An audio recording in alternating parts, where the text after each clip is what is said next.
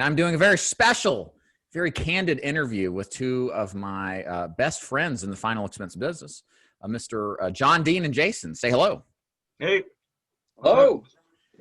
So the reason we're here today, I got a request from John, which is, I'm always, scouring for video ideas, because after you've done like 1,500 of them, you start to kind of run dry.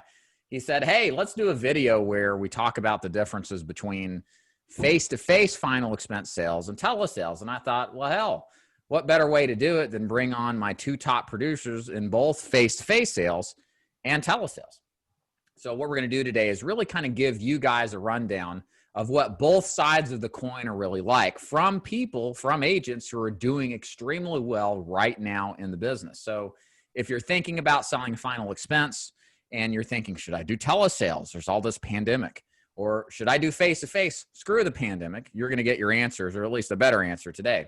Also, if you're already doing final expense and you're doing telesales or face-to-face, you're going to get, and you're kind of like not feeling hot about whatever you're doing, you're thinking about making the jump, this video should help you kind of better I get an understanding of what the other half does. So let's start with some introductions first. John, go ahead and tell us a little bit about yourself and what you do. Well, what I do now is I sell face-to-face final expense. I tried telesales and went back to face-to-face. Before that, I was in the car business for about 20 years, mainly in the F&I department. But yeah. And Jason, same to you. Who are you and why are you here? Hey, this is Jason and JasonFinalExpense.com. I train agents nationally. It's lots of fun, but telesales is what I do. It's what I breathe and live. I love it. Done this for a long time in the insurance industry, and there's no life like the telesales life, in my opinion. It's just awesome. It's great. I mean, how can you sell 300 plus applications over the phone in 6 months? It's phenomenal. The face-to-face would take a lot of work, a lot of faxing to get that kind of production. It just would. Well, that's why we have you here, because like you said, you've done a tremendous amount of volume for telesales for sure. 300 apps in 6 months. That's, guys, I'm happy with an agent that does that in 12 months, much less a career, to say the truth. However, Mr. John Dean here did 42,000 last month selling face-to-face. So we're going to get some good opinions from both of you guys on the pros and the cons of each.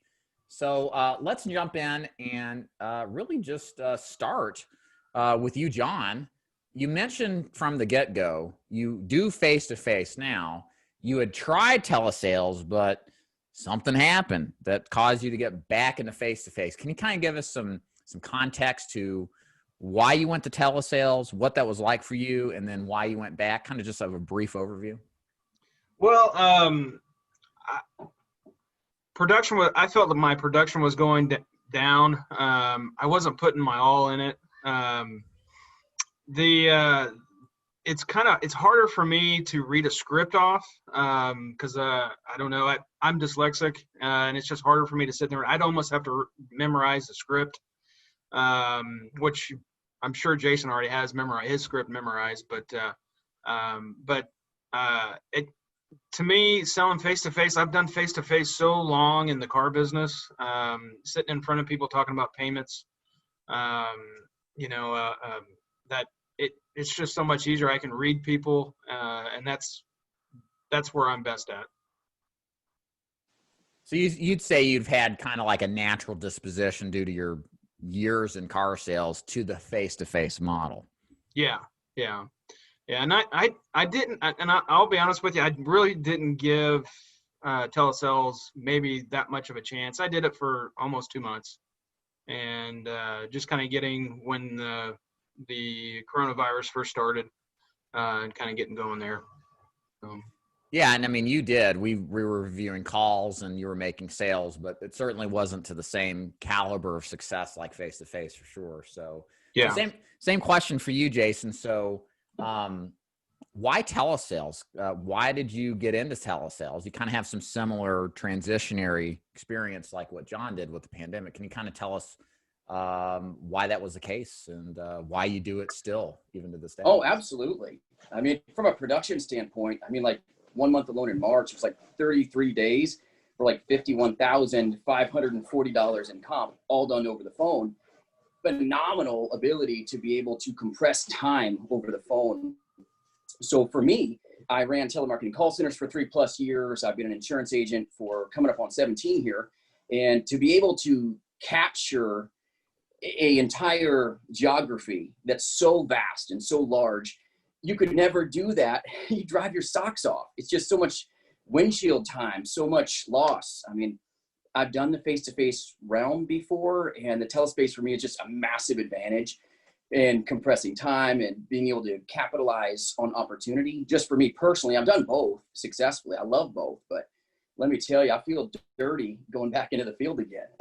It's so productive in the telespace for me. That's just my take. So.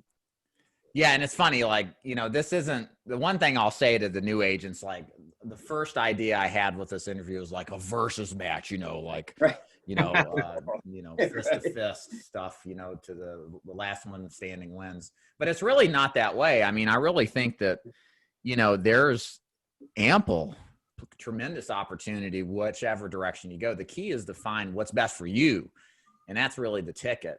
Because I would figure, asking you, John, I mean, you don't live necessarily in a metropolitan area with a lot of geography, but you put up a lot of production. You put up a lot of appointments. I mean, I would say it's definitely possible to scale up in a large way. Maybe not to the same extent you get from phone sales, but the opportunities, to me, I think it's both there. What are your thoughts on that? Well, I travel. I don't have a problem traveling. I do a lot in the northern part of Oklahoma, Oklahoma City and Tulsa, and I'm in Wichita, Kansas. So, I mean, Tulsa's 3 hours away. Oklahoma is 2.5 hours away. But I'm not in those areas that much. But I do a lot in the northern part of Oklahoma. I kind of stay out of the cities a lot. But I do a lot in Wichita, a lot around here, and I drive a lot. And I actually love the windshield time. I was stuck in an office for 20 years, calling banks and getting car deals bought, or talking to somebody face to face about buying the car, sitting there doing their financing. And I'm just sick of sitting in an office all day, and I get so busy or feel like I got to get out. So. Oh yeah, definitely. I mean, my background, as you two know, I'm a face-to-face guy when I was full-time in the field. And to me, the idea, I love running the roads. I love the countryside. I felt like I could do plenty fine, but there was a sense of, I don't know if it's even logical. It's just the idea of moving around and going somewhere felt like I was doing something, even though, like Jason said, though, it's windshield time is some time lost, you know, so there's definitely something there.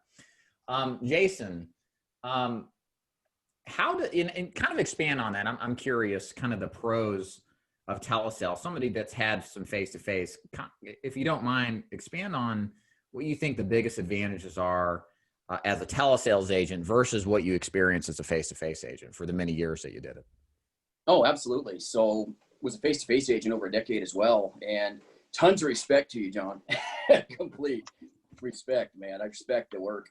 And any agent that goes face-to-face and deals with, the little sponges on those coffee cups, and you're like, oh, dear goodness, right? You're sitting on cat piss. You've got, can we say that? Hopefully on YouTube. But you're like, please, I'm going to sit on like newspapers before I sit on that couch because like, wow.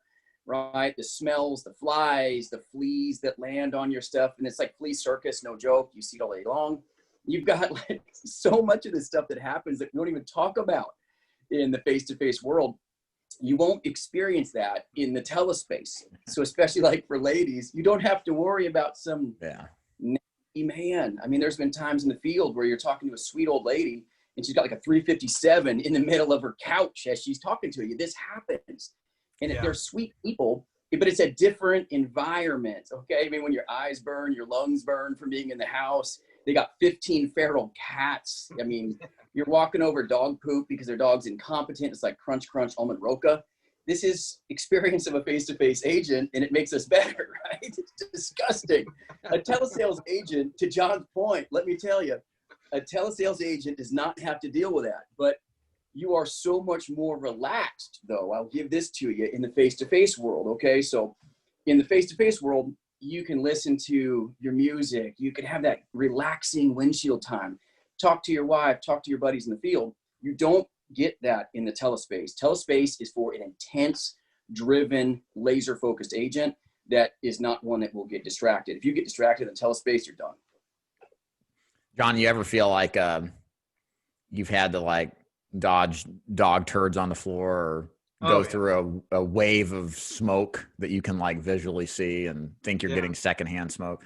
COPD. Yeah. Yeah. And you know, sitting down around bugs it happens quite often. The roaches. But, yeah. Roaches and, but I mean, I feel that on the phone, they have the ultimate control because they can always hang up. And I like to have the most control. And when I'm in the house, I have full control. You know, it's interesting. These are some compelling arguments, both sides. I mean, the roaches, they can hang up on you. You know what I mean? You know, it's like, I don't know if we're helping our audience and make it even more confusing, but that's good. Or the lady on oxygen smoking, and you're like, don't blow me up. Right. You ever get those? Oh, yikes. Oh, yeah. Yeah.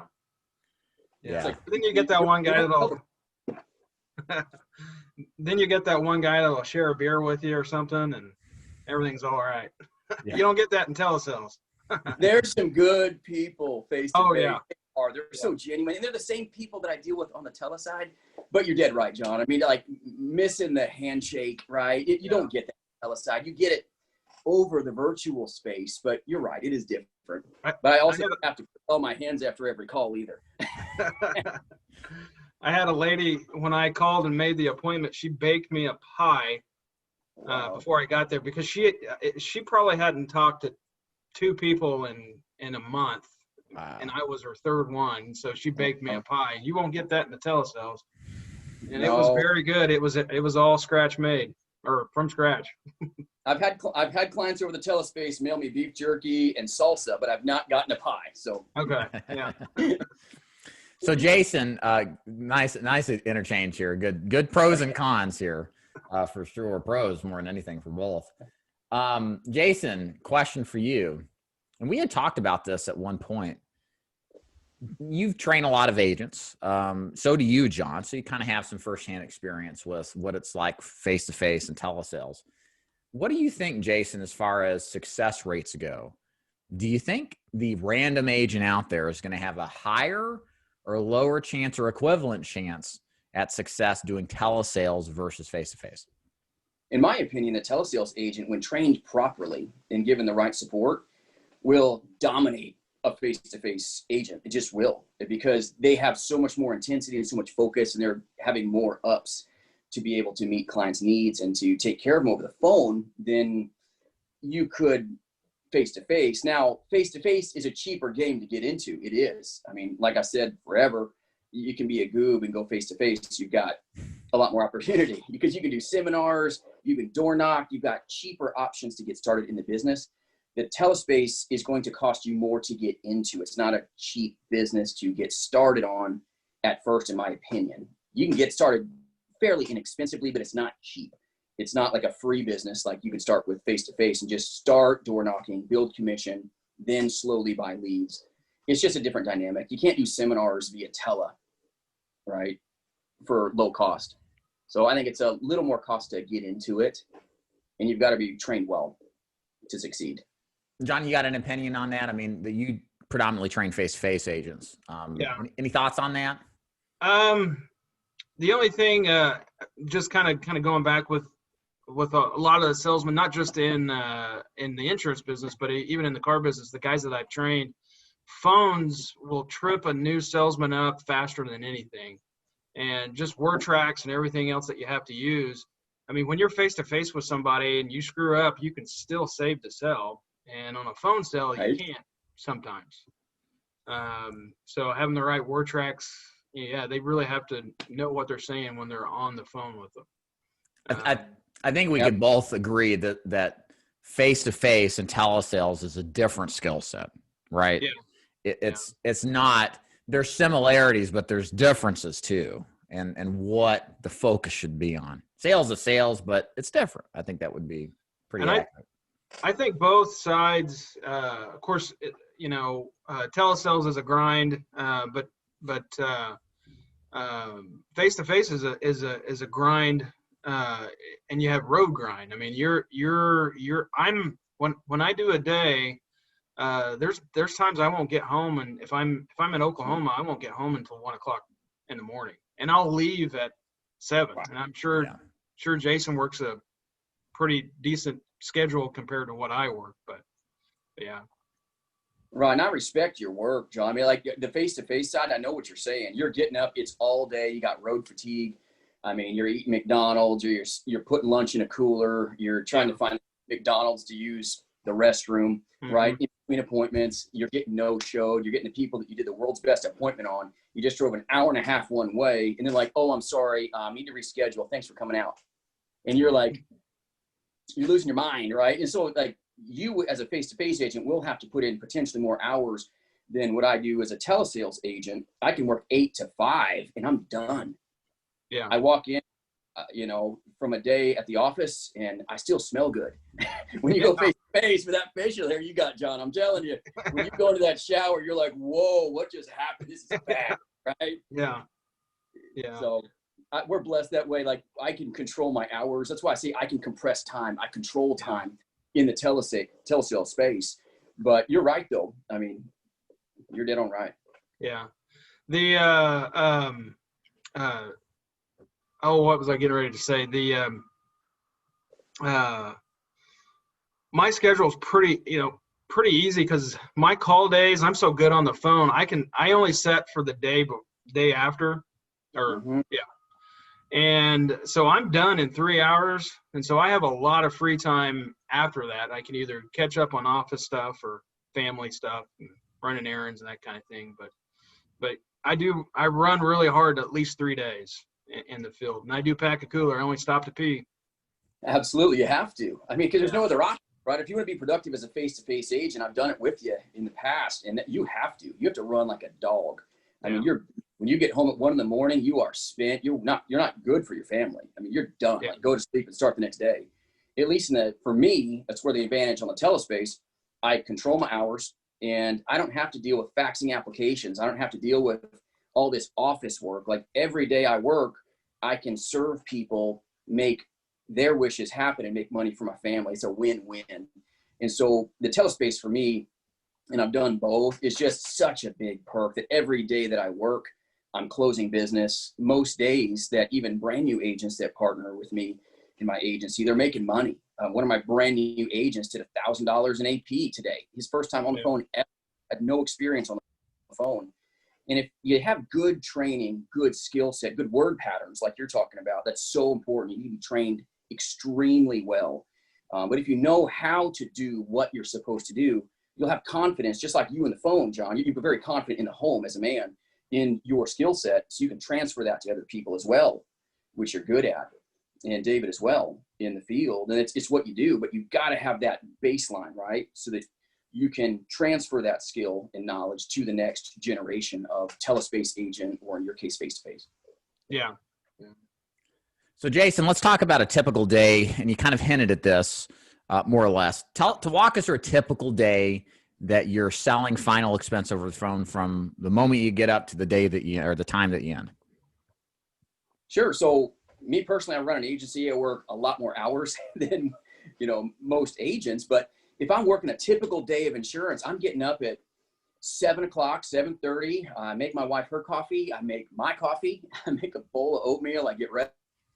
I read a little bit, and then I get ready for my day on the phone. When the 8 o'clock bell rings, boom, I get on my phone. I'm dialing. I'm smiling. I'm doing what I need to do to serve people. And I'm on that phone constantly until 5 o'clock. That's my own hours on the telephone. And I even eat lunch at my desk. Okay. I don't even get up, kind of like John, how he's got that same drive where we eat out of a cooler when we're on the road. That translates to me as a tele agent that I want to compress time. So I'm going to eat at my desk and be more productive every day. And between 8 to 5, I only work, 5 days a week. Amazing production can happen in such a compressed period of time without working late nights. Which is a blessing. So in other words, the big thing for telesales is the amount of time you're putting into the calls, right? That's the driving factor to hitting those goals, the activity put in. There's no substitute for activity or lack, right? Just like a face-to-face agent, you don't get enough sits, you don't get enough sales, you don't close business. With a telespace, same exact way. You've got to have your dials to have the people to talk to meet their needs. Yeah. So same question to you, John. Walk us through a typical day, face-to-face final expense sales. Well, so on my dial days, like I said, I'm typically, I sit there until I have all my appointments made. I've gotten really good on the phone now with setting appointments to where I'm pretty done pretty quickly. But if I stub my toe, if it takes me all the way until 9 o'clock to set every appointment that I want to hit, I'm going to sit at my chair and dial. But typically now I run between 12 and 15 appointments a day when I'm in like Wichita. When I do the northern part of Oklahoma, I run anywhere from 10 to 12 just because of the drive time. And so like tomorrow I'm in Stillwater, Oklahoma. I'll leave the home somewhere around 7:30. 7:30. Get to my first appointment at probably at 8:45, and I'm supposed to be there at 9:15. And then just run the day, go to the next one. I'll get stood up here, I'll get stood up there. But tomorrow it's a 12. I mean, I've got 10 or 12. I gotta look. I can't remember how many appointments I set. That's a bad thing, I guess, or a good thing. But I mean, tomorrow I'll have 4 sales tomorrow. I mean, I'm that confident. It's every time I book a deal or book a day like that, I'm guaranteeing myself 4 sales at minimum, and I'm going for 6. Of course, I'm going for 100%. Right. A 6 is a very good day. And I want to make 4 to 5 grand tomorrow. That's what I'm going after. So question for the audience. I know we talked about this in length on our interview video, so you guys can check that out. We did about a month ago.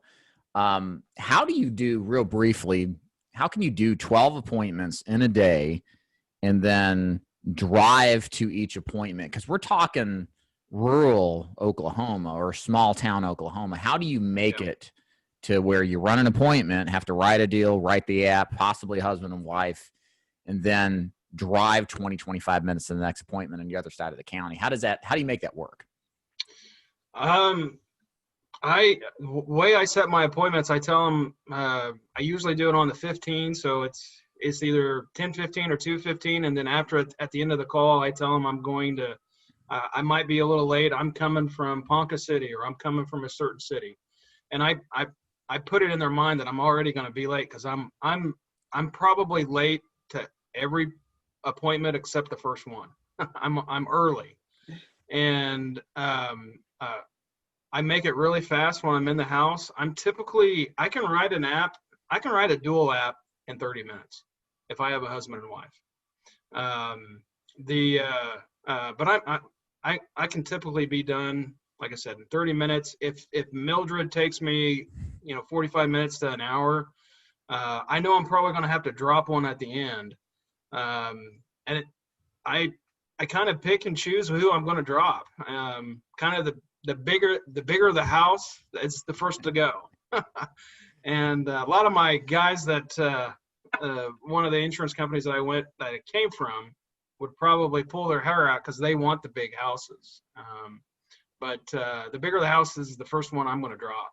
And I'm going to lot 19 and selling Fred a policy that he can afford, and it's going to help him more. But really, if it's an hour away and I'm going to be and I get done with that appointment, and it's I'm supposed to be there right then, and I'm an hour away, I'm just going. I'm going until it's 9 o'clock. I'll hit every door until 9 o'clock. Right. Every appointment I made. So it's presentation volume for you because you're Yeah. presetting and hitting those numbers. Yeah. And my clients are going to be there.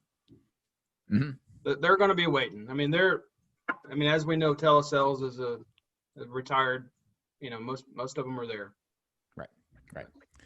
So Jason, I get this question a lot from agents that I recruit, and they'll say, I want to do both face-to-face and telesales, like literally at the same time.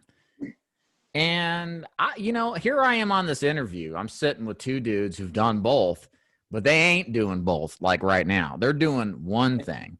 And if anything's true in this business, I'm sure both of you would agree. We want to duplicate what works. And sometimes it's telesales, sometimes it's face-to-face, but it's very rarely, in my experience, both at the same time.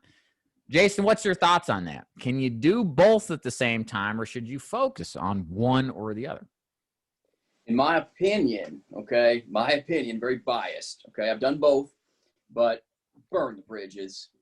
Do one. I personally feel dirty and like it's a waste of my time to go face to face. Okay, it's not below me to go face to face. I do it on occasion. I call it a field trip when I go face to face. But I feel like I tell my wife when I'm like, hey, babe, I'm leaving my office. I got to go run out to go handle a replacement with, the cow. We'll just leave it at that because they won't do it over the phone. So I go out and do it. And I'm like, I tell my wife, I'm like, I just lost a lot of money. And my wife's like, yeah, honey, you're way more productive to never leave your office and work. So for me, it's like, I burn the bridges. I do go face to face on occasion when I absolutely have to, but I feel like I just burned money on fire to go face to face for me. It's so much more productive in my professional opinion. John, your thoughts on that? Same thing. Can an agent do both at the same time, or should they just do one or the other and focus? I think you should focus on one thing. I think you should focus on face to face, and I've been on the phone with people as I'm making appointments, and they ask me, can I do this over the phone? And I said, no, I'm a field underwriter. I'm going to be in your area tomorrow. I just need 5 to 10 minutes with you. Then I know exactly what I need to give you.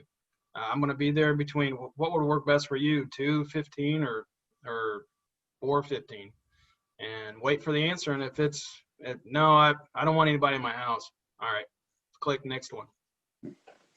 Right. Yeah, and that's good advice for you new agents is don't get distracted by the other thing. Be completely focused. And the bit of advice I'll give to the audience is anytime you pick one thing, it's always to the exclusion of others. You're always going to have this feeling that FOMO, I'm missing out on the telesales. This lady said, oh, she doesn't want anybody in the house. Well, that's what she says. Does she believe that? You can't get distracted by that. You got to spend time figuring out what works best for you and triple down on that and put everything else to the side, put your blinders on. Don't think about telesales if you're doing face-to-face, and likewise reverse if you're telesales, and don't think about face-to-face. Be committed to whatever it is you're doing. It's going to serve you in the long run way better than trying to be half pregnant. Jason, question for you. What do you tell an agent? Again, a lot of people are getting into this business now. If at the recording of this, it's September 16th. We are at, I sure as hell hope so, the end of this pandemic is in sight. And yes, we can take our mask off and breathe the fresh air. But we've lived through a process where now I would say telephonic sales of all stripes, not just in final expense, but across insurance and in other industries for sure, is here to stay. There's a trend now, and there still is obviously concern with this pandemic, enough so that some agents are questioning if they should do telesales when maybe they want to do face-to-face, or again, vice versa. My question to you, Jason, is what do you tell your agents to decide if they're confused? What would you tell them if they didn't know they wanted to do one or the other? How do you help them make that decision? They've got to understand what they want, right? It's not what someone else wants. It's what their passion is. The telesales side, I don't have to wear a mask all day. I would hate it, okay, to wear a mask in the field. So much is lost when you do that. So, man, you guys working face-to-face right now, my hat's off to you. It's miserable wearing that mask all day long. But the telesales space, you got to focus on one or the other. You've got to figure out what you want to do. If you're a lady, oh, let me tell you, being a telesales agent, it's safer. You don't have to worry. You don't have miles on your car. You don't have to worry about, okay, your stuff getting stolen out of your trunk when you're running into McDonald's really fast and you've got PII, right? I mean, I've been a face-to-face agent where I'm taking my briefcase into the McDonald's restroom with me because I got to protect my clients' information, and it's awkward. It just is a little bit, where they just got to figure out what they want, what their passion is, and then they've got to partner with somebody that's going to help them get what they want, no matter what that is. If it's face-to-face, they need to partner with somebody that does a lot of face-to-face and is good at it, and just saddle up that horse and go. They've got to just figure out what they want, to accomplish. That's the big thing. The telesales space is not that hard once you understand it. It's hard work. Don't get me wrong. It's extremely hard work. I think it takes more focus to be a good telesales agent than it does to be a face-to-face agent. It's way more drive. But either way is a good direction. You just got to figure out what path you want, and then just go for it with all you got. Burn those bridges. Don't be looking back. John, your thoughts on this, as far as if you have an agent that's kind of on the fence, doesn't know what to do, would you give them some advice on kind of how to make that decision of which one to focus on? Of course, I'd tell them to focus on final or face-to-face. I feel that when you're face-to-face, more doors open up. I don't know how many med subs I've wrote. I don't know how many. I mean, I've got my new button. Ask me about Medicare. Oh. I mean, Medicare opens up. Annuities open up. I mean, I've sold dental plans. When hey, we also don't have dental. After I did their life insurance, I sold them 2 dental plans. I mean, things like that. Cancer plans might open up. Hey,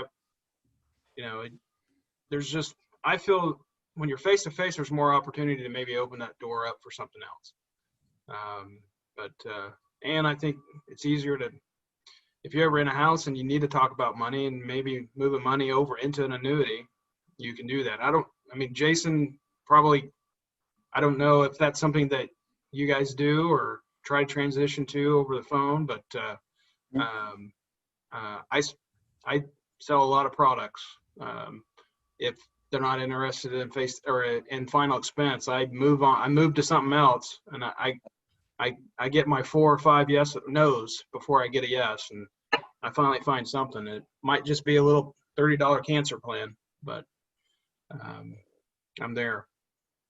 You're right, John. All the plans add up, right? I mean, today I do a ton of final expense. 95% of my volume is all final expense. Get good at one thing and get really good, in my opinion. But don't be afraid. Once you get good, don't be a jack of all trades and a master of none. Get good at one thing first. But then, like today, I was talking with a guy about a cancer policy, sold a bunch of med subs. Annuity game, though, it's a face-to-face game, you guys. That's where on high net worth for med subs that I'll do over the phone, I will go on a field trip to that home. Google Earth, okay? Look it up. If it's a high net worth home, I'm heading out. Well, good. So, guys, I think this has been a really good program today, as far as giving everybody, our audience, a really good insight, both sides here. The goal of this was to help you out there decide, should I go face-to-face or should I go telesales? And I think, again, the opportunity here is better than it ever has. The final expense arena is wide open for decades. 11,000 people a day are turning 65. They're losing their life insurance benefits, many of them, and they're retiring and they still need coverage. I thought they wouldn't, but they do. And, whether you do telesales or face-to-face, there's so much opportunity for many decades to come. It just comes down to, I think we can all agree, picking what is best suited for you, your personality type, and what your objectives are. And that's what's kind of makes it hard, I guess, right? Because it's not like one's clearly better than the other. And I don't think one is better than the other. It's just that you got to figure out what's right for you based on what your goals are, and give it your all, give it your full attention and commitment, and good things could come if you do so. So last couple things, John, as we conclude, can you tell the audience a little bit more about where agents, if they're interested in working with you, possibly where they can go as far as your website goes? Yeah, my agency is called Wheat State Senior Insurance, and my website's wheatstatesenior.insurance.com. Pretty easy. Okay. And same for you, Jason. Where can agents find out more about you? Sure, thank you. You look me up on jasonfinalexpense.com, or you can check me out on YouTube, same name, Jason Final Expense. Lots of work, good fun. Well, thank you too so much for taking time out of your busy day to do this training. And to you guys in the audience, I appreciate it very much. Thank you so much for watching as always. And if you got any comments, questions, feel free to leave them below. And if you haven't subscribed yet, please do. Y'all have a good rest of the day. See ya.